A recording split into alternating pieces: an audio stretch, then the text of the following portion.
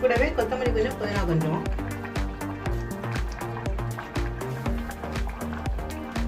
கொஞ்சமாக water add பண்ணி 3-4 whistle விட்டு எடுத்துக்கலாம்.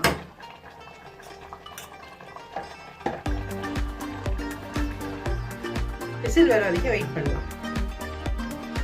விசில் இறங்கிடுச்சு. இதை ட்ரான்ஸ்ஃபர் பண்ணிக்கலாம். அதில் இது கூடவே கட் பண்ணி வச்சிருக்க உருளைக்கிழங்கு ஆட் பண்ணிக்கலாம்.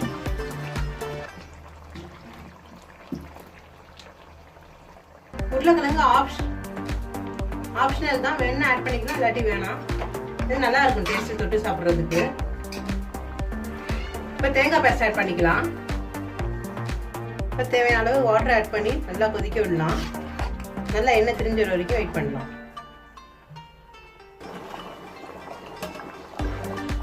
அவ்வளோதான் ஃப்ரெண்ட்ஸ், குருமா ரெடி ஆயிடுச்சு. இது எல்லா வகையான ஃபுட்டுக்கும் நல்லா இருக்கும்.